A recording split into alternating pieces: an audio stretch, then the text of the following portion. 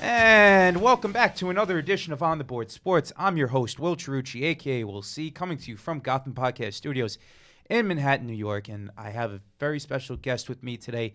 Joined from NBA Buzz is the one and only Mike Domagala. Well, Mike, I appreciate you having me on. Absolutely, man. I know we just did a show earlier, and we talked about you and your basketball, talking about the NBA and talking a little bit of MLB playoffs and what had happened last night between Dodgers and the Nationals and the Cardinals and the Braves and what might happen tonight for the Rays and the Astros. But we'll leave that for the past show. We'll let the listeners go in. Mike, how are you? I'm good. Our first episode that we just did was great. Great communication between the two of us. Great chemistry already with me just meeting you. Mm-hmm.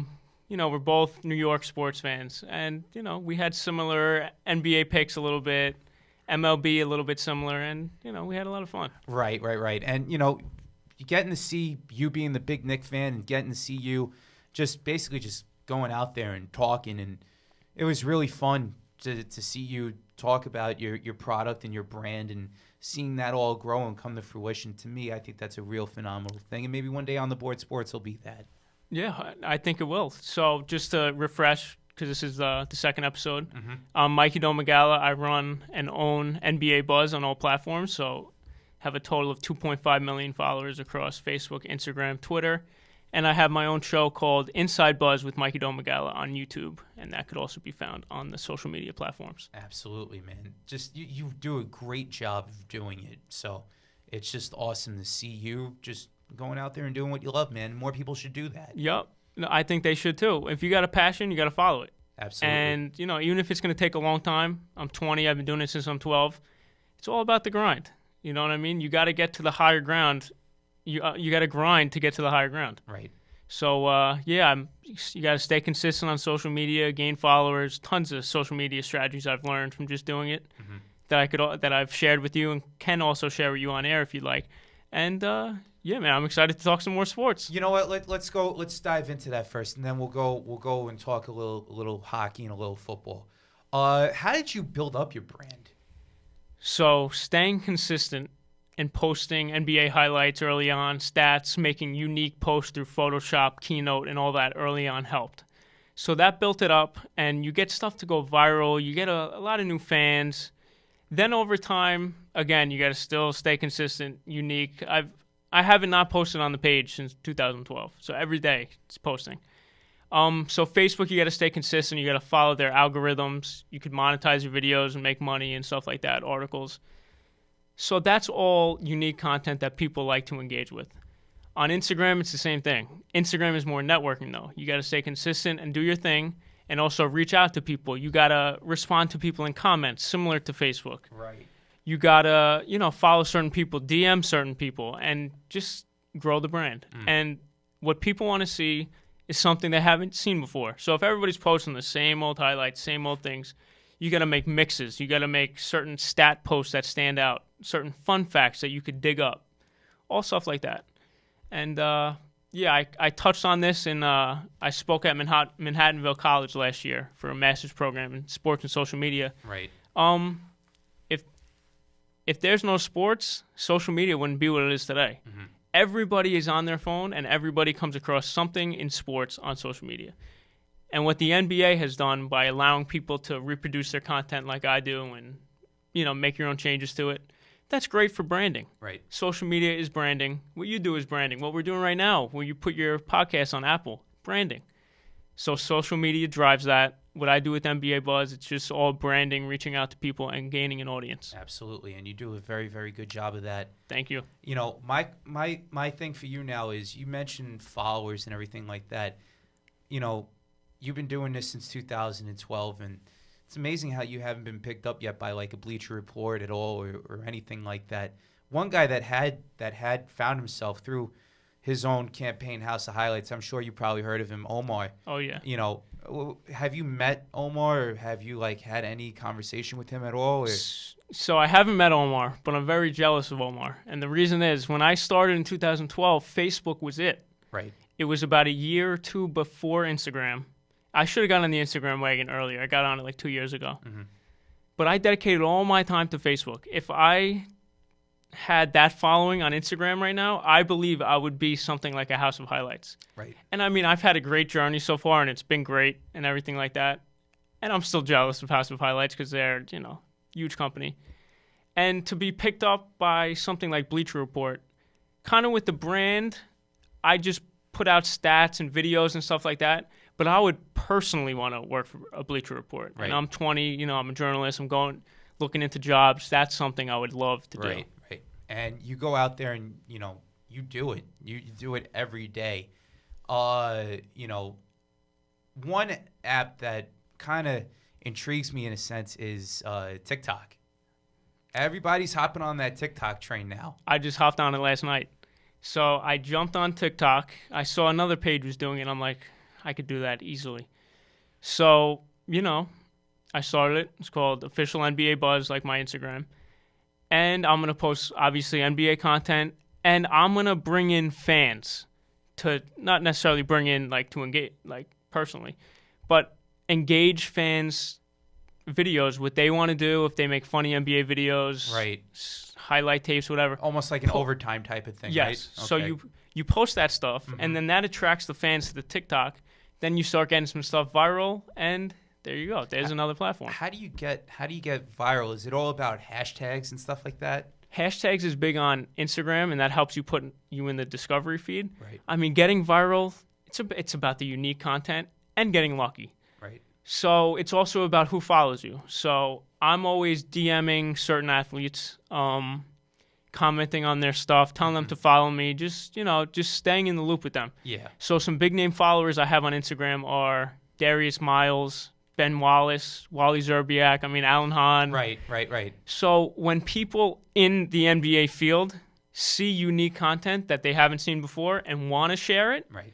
Now they share it to their audience. They share it, and their audience might consist of other NBA players and other NBA personnel, and that's how it gets bounced around. Right. And I'm sorry to cut you off. No, that's all right. No, so it's funny. I don't want to bring up a personal story with me, but when I was 12 years old, I always wanted a Darius Miles jersey, right? Okay. So my mom, she took me to the NBA store when it was on 52nd and 5th Avenue. Okay. Do you remember that? Yeah. Okay. Not the one that was on 47th. Yeah, I remember the other one. When they monetized it and they made it smaller. That was back when the store was huge. And was that the one that went all the way down? Yeah, it would have the circular ramp, right? It would have the circular ramp. That was the best store ever. Shout out NBA store, by the way. But regardless of the fact, I wanted a Darius Miles jersey. Every time I put on SportsCenter, I would be watching Clippers highlights, and me being a Laker fan, and having to see Kobe and Shaq, you get to see this young team coming up with Lamar Odom and Darius Miles and Quentin Richardson. That was pretty cool. And when Darius Miles, they and had Quentin the knuckleheads, right? They would do this. That was cool. I read that on The Athletic years later. But the funny story is, I bought his jersey. I bought, as a kid, I bought Darius Miles' jersey, and I'm saying to myself, okay, this is back in 2002, back before Reebok and they took over Champion, all that stuff. So my mom got me a Darius Miles Clippers Champion jersey. Okay. Red the script, and then 3 months later, in July, he gets traded for Andre Miller. And to Portland? No, to Cleveland. Cleveland, okay. And my heart broke. My heart legitimately broke because that brand new jersey of yours that can't be worn. Right. And I'm saying to myself, damn. So then the following year,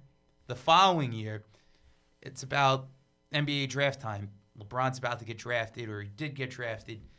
And I forgot who it was. I don't know if it was my friend's mom or whoever, or my mom. I think it was my mom. My mom bought me a Lamar Odom jersey. Okay. The blue alternate with the script. The 7, the heat on Reebok.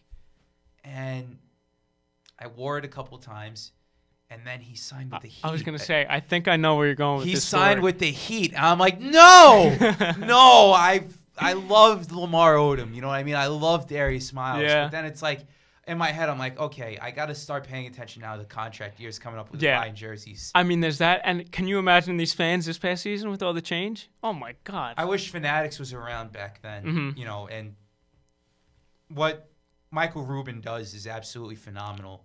As far as, the Jersey Assurance Program, I think that's great for fans. But, just wanted to share my story. Yeah, no, I mean, that's an awesome story. And to get back to some social media stuff, for you, having guests on like me, I push the show. Right. That's all just free advertising, great stuff. That's why when you have guests and guests and guests, the word gets out there. Alan Hahn probably told some of his people, his family, I'm going on this show. There's more listeners.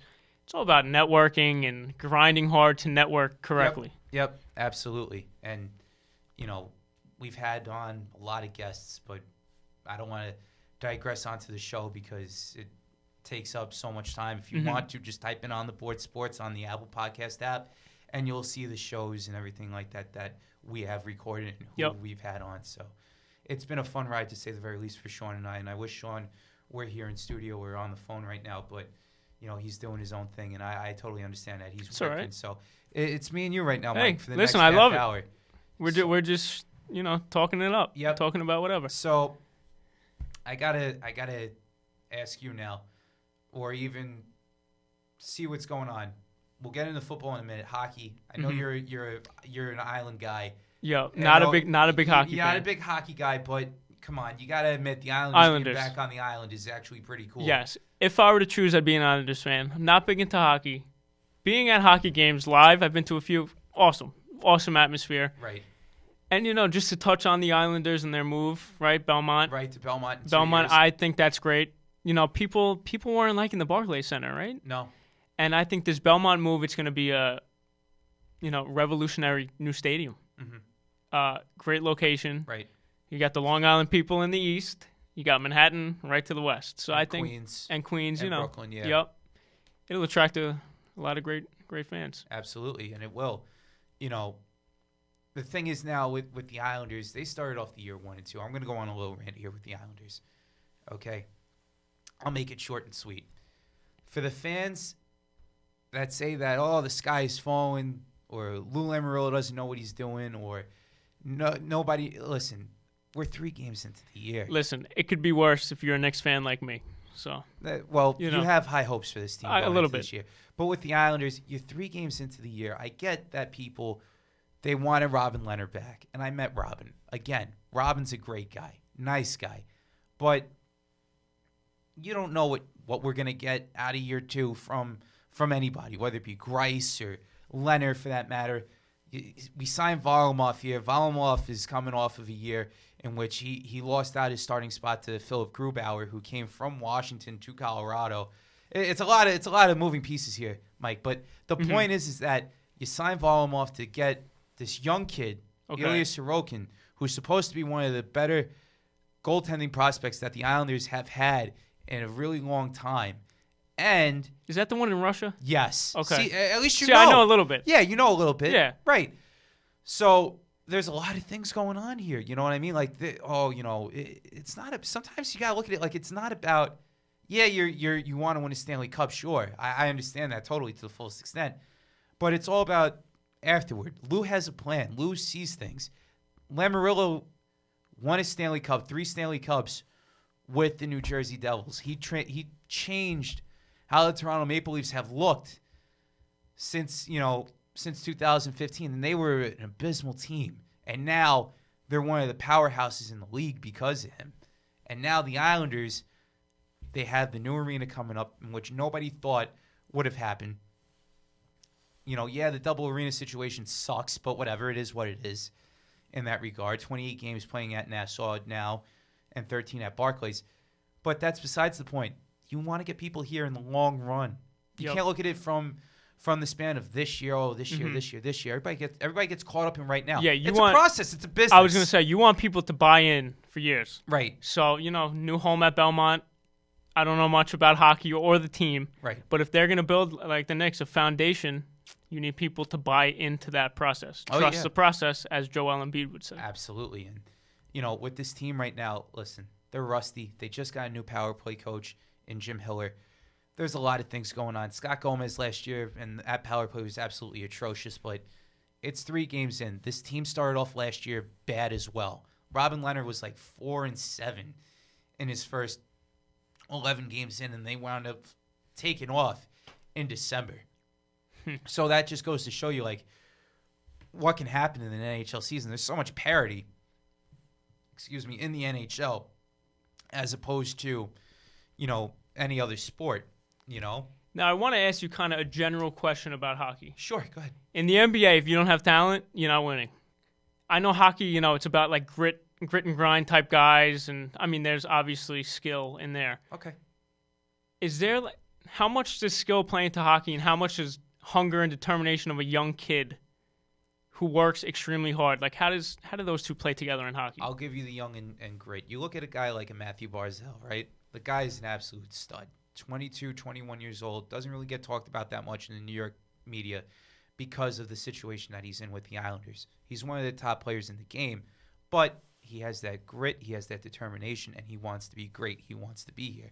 His skills and his play dictate to what the fans see and what the fans want. He is a stud without question. I think hockey is all about teamwork. If you look at teamwork, everybody's involved. Power play, defensemen, there's no play off in hockey as far time off. Yeah, you can't take a play off. Right. Yeah, like in the NBA, you could not sit out. If you don't want to defend, you just stand near the guy. Yeah. I know what you mean with hockey. You know what I mean? Like, you have to go out there and defend. I've never played hockey, but I'm a huge fan. I love it. Give you a quick story. 4 years ago, I was huge into basketball, okay? You get to see all these guys. I got to experience and watch Game 7 of the 2016 finals, one of the better finals in recent memory, okay? And then when Durant went over to the Warriors, I just couldn't watch it anymore because it's the same thing over and over and over again. He put a stain on the league. He did. But we could say the same thing about LeBron going over to Miami. But that's true. Different time, but I see what you're saying. Right, but that was just a precursor to what Durant did. But whatever. Needless to say, I get into hockey. The fans are into it. They're smart. They're passionate. And, you look at the fan base with the Islanders. There may not be a lot of fans, but they're loyal. They're loyal to their team. There's not a lot of fans in the NBA that are like that. They're more about the individual. Yep. And that's because of the branding and the world that we live in now. So, like when LeBron went to LA, how many people? Oh, I'm a Cavs fan. Now I'm a Laker fan because of LeBron and the aura around him. Right. Well, not necessarily you. I know you've always been a Lakers fan. Right. Nobody knew what LeBron was when he was with Cleveland, prior, because Cleveland was a shithole. With the classic blue and black. You mean before Miami, before all that? Yeah. The blue and black uniforms back when they had. Yeah, you might like LeBron the player, but you don't like those teams. You don't like Cleveland the team. Yeah. You don't like Cleveland the city. Exactly. You know what I mean? But if you do and you follow that, hey, kudos to you for being a fan. I totally respect that. But there are people out there that are bandwagoners, which I can't stand. But whatever, that's needless to say. You know what I mean? And that's new in sports. Yep. Because of, I would say, LeBron. Yep. LeBron going to Miami. Yep. That's where it all started. Yep. And you also, too, like you look at, as far as hockey players, like grit and determination, those, like, I'm not a hockey player. I'd never played hockey, but trying to skate is one of the hardest things to do. trying to learn how to skate and trying to, learn how to do everything. It's a tough thing. While hitting a slap shot, right? You got to keep your balance. You have to look at the puck. You have to see who's coming in at you. And you have a guy coming in at maybe 30 miles an hour coming at you, trying to get the puck. It's a physical and demanding sport, and they don't get paid a lot. True. And because of the triple cap, the salary cap space in which they're in, they should be making that money. But because of TV deals and TV revenue, it just doesn't help out. And I know I kind of spoke about this, that the NBA commissioner lets, their highlights go out and to be, branded like that all over social media. Right. Not that I don't follow, I don't follow too many hockey pages. The Islanders, I follow the Rangers. But you don't see their highlights all over the place as much as basketball and football. Because right? nobody cares about hockey in New York, and it's such a shame. It's true. It's such a shame. You know, when I was a kid growing up, I grew up in Whitestone, and all we did, my friends and I, we would go to the park, we play basketball. We play baseball for a little bit, but we play basketball every single day. Mm-hmm. You know, we go to different parks, we see things. And also, too, you look at it. Hockey, you have to buy equipment, sticks, skates. You got to get on the ice. On the ice, you have to train, everything like that, okay? And as you get older, some of this stuff may not fit you anymore. So you got to buy new equipment. It's true. With basketball, all you got to do is just get one ball, and five there's a, people, and there's a six hoop people, anywhere. And there's a hoop anywhere, and you can play. That's what it comes down to. People Very can good relate point. to that. But as far as hockey goes, like, it is such an underrated sport. It is. And I think there should be – why aren't there viral videos going around on social media of guys beating the hell out of each other? And Nobody wants sick goals. I know, like, some, Nobody like wants crazy to see- stick work gets on. Nobody but wants to see fights anymore, man. You know what I I mean? want to see it. It's dying out, Mike. You know, it really is. Well, that's just because of the world we live in. Well, not only that too, but there are people in the game that don't want to see fighting. Mm-hmm. The common casual fan wants to see it because it draws attention to it. But the way how hockey's played and the way how it should be played, going back years ago, is just to be a gentleman's sport. Mm-hmm. And you look at all these players that have stayed on their teams for their respective years and have held captaincy roles, like a Sidney Crosby, like an Alexander Ovechkin, John Tavares prior to him moving to Toronto, which was the worst thing ever. Yeah. But it wound up being the best thing, somewhat. There are other captains too that are on the tip of my tongue right now that I can't mention. But it's just like it's more hollowed. You know what I mean? Like there's more of a story and a legacy to it in hockey. I see what you're saying. You don't see that in basketball. You don't see a captain in basketball. Because you said this earlier, because they don't stick around. Right. You know what I mean? They don't. The Warriors, I mean, Steph, Clay, and Draymond, off the top of my head, other than maybe like older veterans, who was drafted by the team and stayed with the team, had success with the team, and wants to be there. Right. Not just wants to bounce around. See, that's what sports are. Like, especially in the 80s and 90s, you'd see that loyalty in any sport. Now, basketball, I feel like has rubbed off on some other sports, and guys just want to leave. Look at Jalen Ramsey, right? That's his name is it Ramsey? On the Jaguars? Yeah, on the Jaguars. He's still on the team. Yeah, but he wants out. Right. Just because your team isn't having success, that doesn't mean you just automatically want to leave. That's like that with a lot of players, though. And a lot of players you have to understand, too, coming from the college situations that they've come from and from the high school situations that they come from, they came from winning programs. It's true. And a lot of these fan bases and a lot of owners, scouts, they look at these guys and they're like, okay, this guy has to come in and play, but it's a team game at the end of the day. You understand? Yep. So if you don't have the team right in place right now, you're not going to do well. Especially if there's no chemistry. Right. And that's why I believe Antonio Brown's never going to make another NFL roster. He's an idiot. I don't think just because I know I keep saying hungry and determined, but you could find a come-up receiver who wants to be there, who wants to work hard, and wasn't Julian Edelman like undrafted or something? Or I'm thinking of somebody. Antonio Brown wasn't a first-round draft pick either. He was a low draft pick, and he worked himself up since he was with the Steelers. Then it just got to him. I don't know if it was the hit from Burfict or whatever, but I don't know. I feel bad for the guy in a sense. I do too a little bit. You know what I mean? But just, dude, like you go on. See, that's the thing with social media. Like it could be a blessing and it could be a curse. Yes. Absolutely. Oh, yeah. You know what I mean?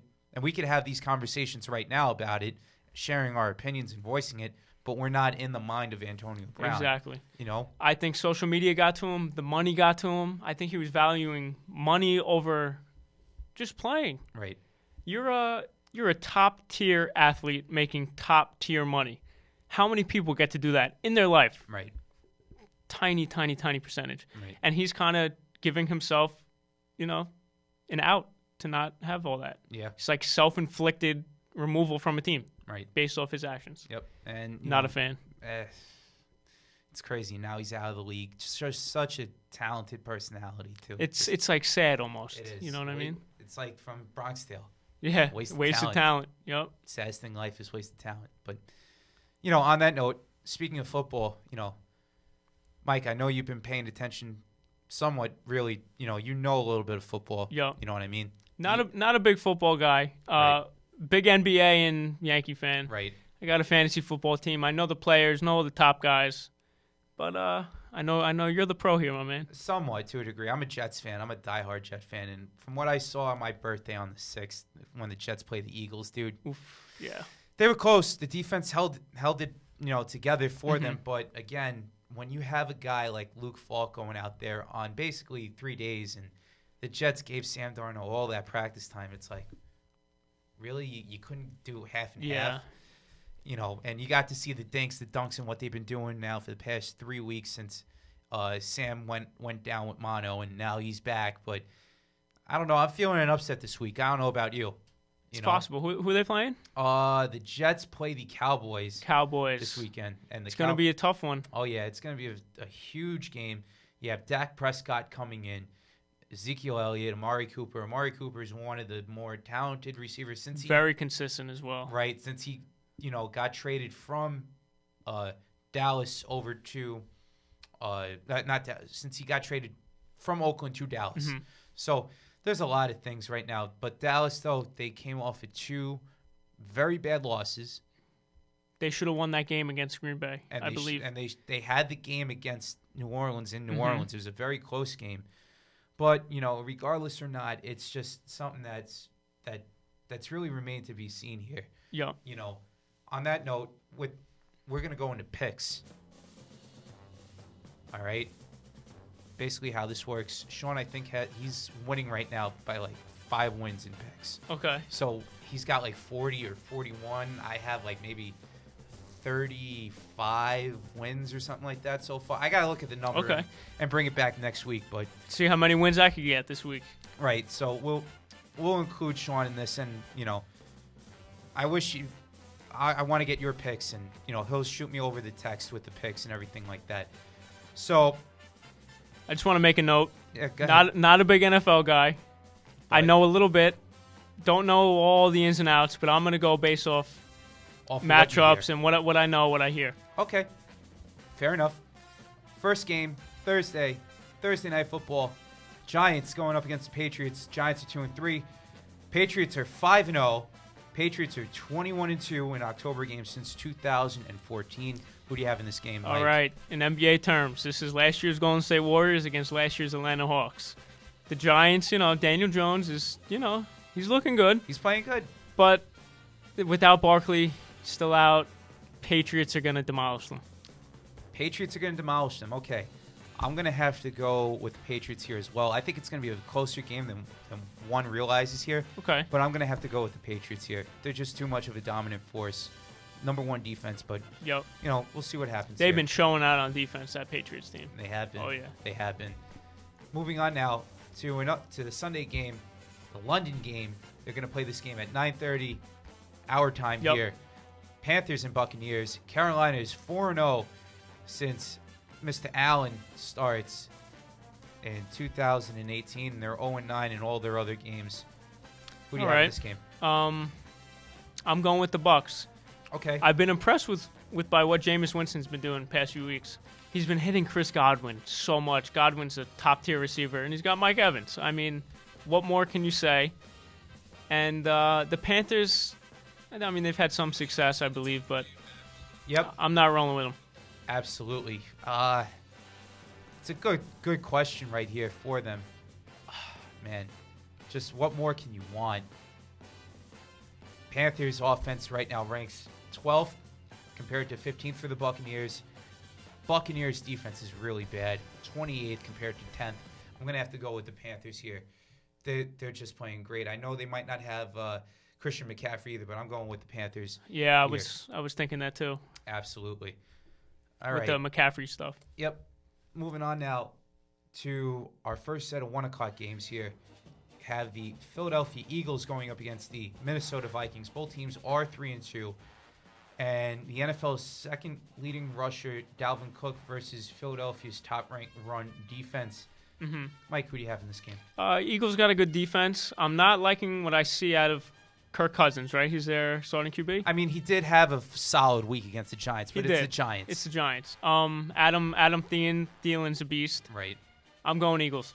You're going Eagles. Eagles' offense ranks 23rd. Their defense is 12th. I'm going to have to go with the Vikings here at home.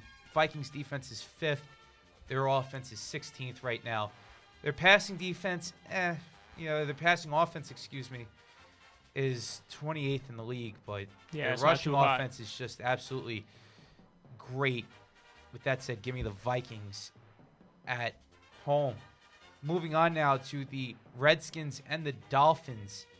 I think this is probably a oh baby. Yeah. That's an oh baby. Both teams are winless. This is probably the worst game of the league. Somebody's got to win here. Well, let's just hope it doesn't go into overtime for a tie, because that would be pretty sad.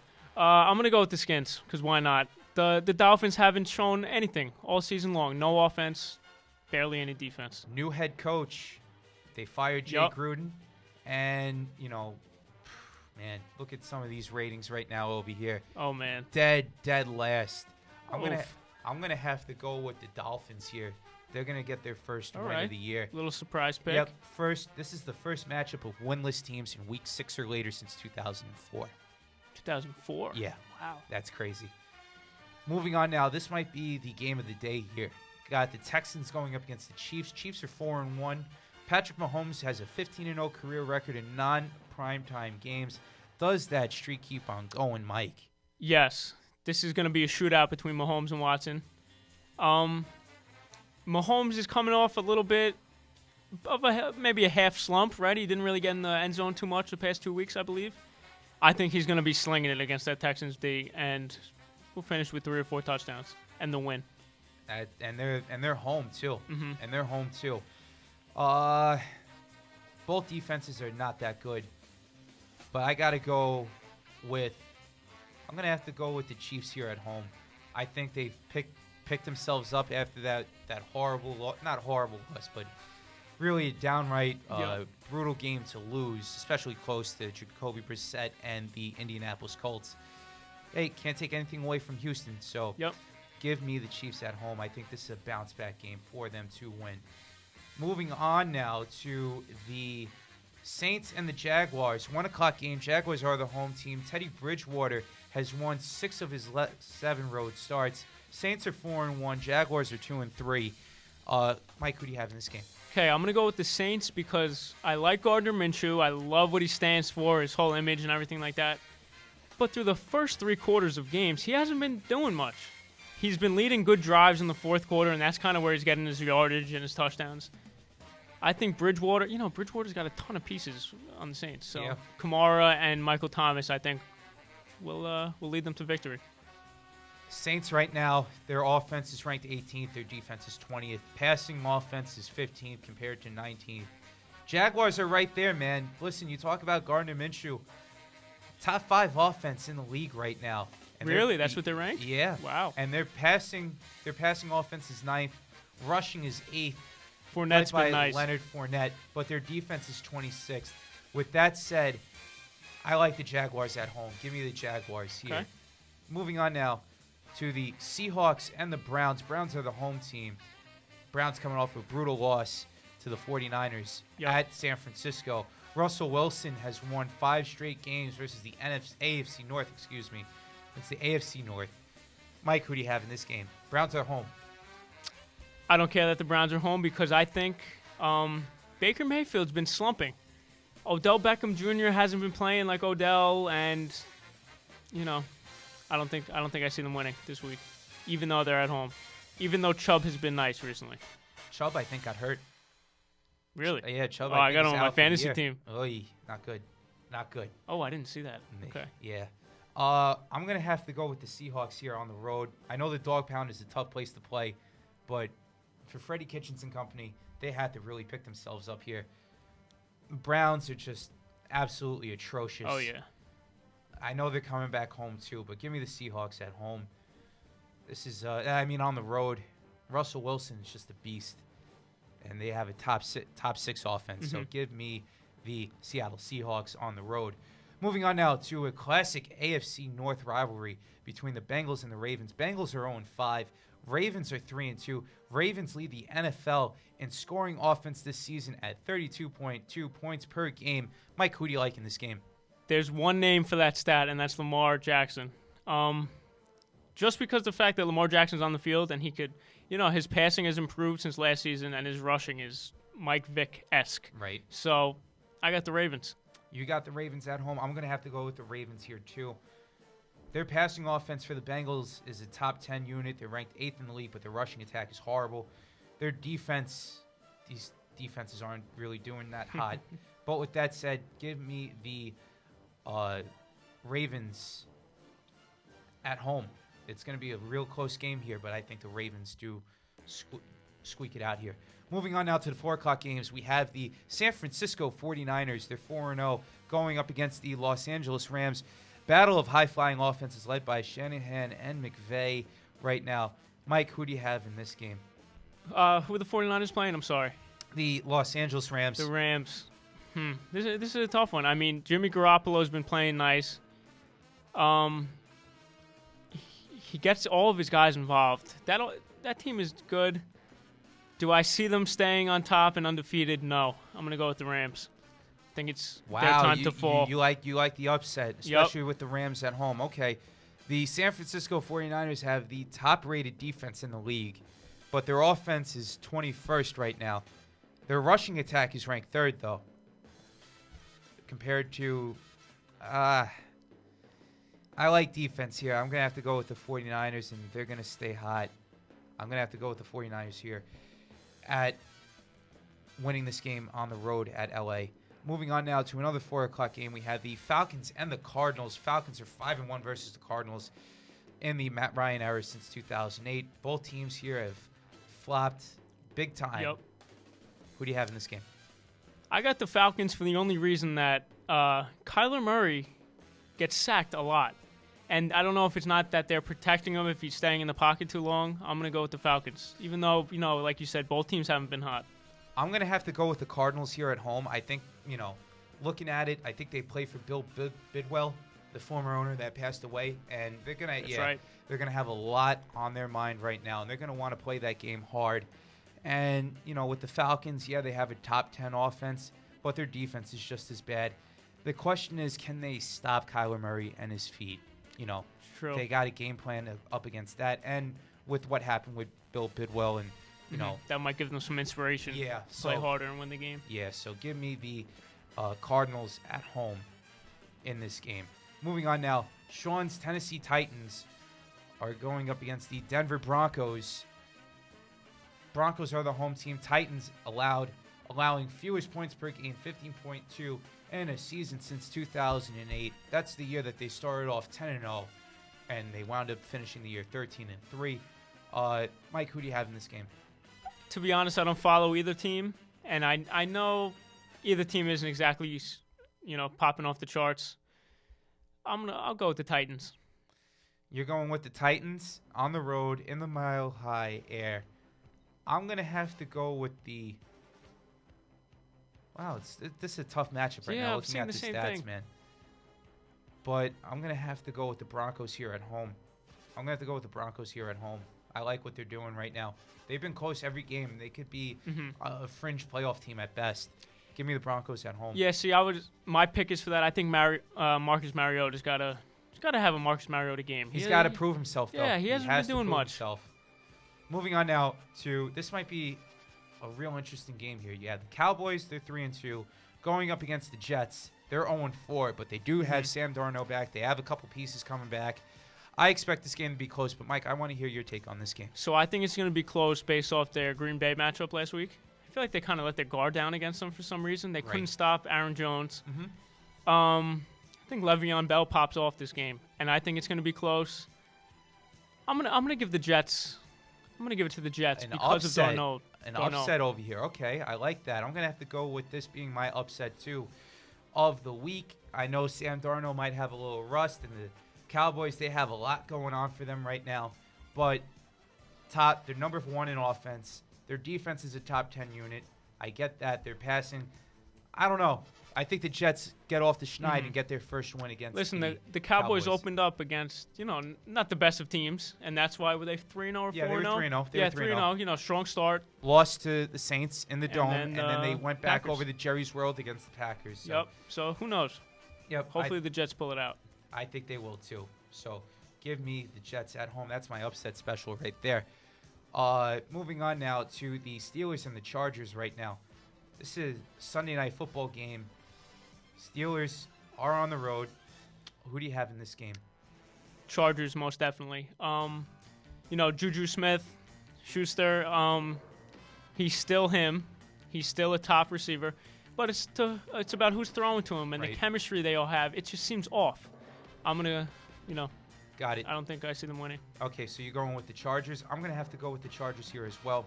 They got a lot going on, and Mason Rudolph got hurt again, so not looking good for the Steelers quarterback situation now at this point. And our final game of the week is the classic NFC North rivalry between the Lions and the Packers. Packers are the home team. They're playing at Lambeau Field. Mike, who do you like in this game? So I just traded for Aaron Rodgers in fantasy because I need a quarterback desperately. Got 2 guys on a bye. I'm gonna go with the Packers. I'll be watching that game just because Aaron Rodgers is mine in my fantasy team, and hopefully he shows up. I'm looking at the numbers right now. Lions have a top-ranked defense. They're ranked. They have been special. And Matt Patricia's been really playing them really, really well. They're 2-1-1 for a reason, and Stafford's been playing good. But with that being said, I don't know. I think I'm gonna have to go with the Lions here. I'm gonna have to go with the Lions here on fair, this one. Definitely fair. I think they finally zoom in on this, and I think Patricia, being the defensive genius that he is, finds out what goes on with the Green Bay Packers. So, remains to be seen. I like the Lions on the road too. So give me the Lions on the road. And with that being said, those are our picks, and that's the show. So what more can you want, Mike? It's been great. Both episodes were great. I didn't expect to come on the second one, but hey, it was a lot of fun talking sports for you, even if it's NFL, hockey. Listen, I was just gaining knowledge on the Islanders and the NFL. Absolutely. So it's all great stuff. You're welcome back on the show anytime, man. Will, I appreciate it. Again, it's been great. Third time's the charm, shaking hands. On camera. It might even be the fourth, to be honest. Absolutely, man. Absolutely. Mike, how do the people follow you? So that way I know, listen, you came on the show, you mentioned your social media stuff. Hey, you could always plug it even more. So check out NBA Buzz on Facebook. Check out Official NBA Buzz on Twitter and Instagram. You can also look up Inside Buzz with Mikey Domagala on YouTube, and I put all that onto my social media channels where I interview NBA players. And everything else, Will, where can we find you? You can find me on social media at Will Chiarucci on Instagram. Post a lot of Islanders stuff, but a lot of people get they don't really know what's going on with the Islanders. But whatever. That's the point. You got to show them love. Also, follow me at Mikey Domagala on Instagram. That's my personal. You want to follow the show's page, you go follow us at On The Board Sports. That's ONTHEBOARD Sports. On The Board Sports. And if you want to follow us on Twitter, you can follow my personal handle at WChiarucci. That's WCHIARUCCI. And the spelling for On The Board Sports is just On The Board Sport, no S, on Twitter. We got to start using our Twitter page more. You should. And our Instagram page more too. Yeah, Instagram is cool to gain some people in the network. Like Kevin Durant says, it's cool. It's cool. It's a cool thing to do.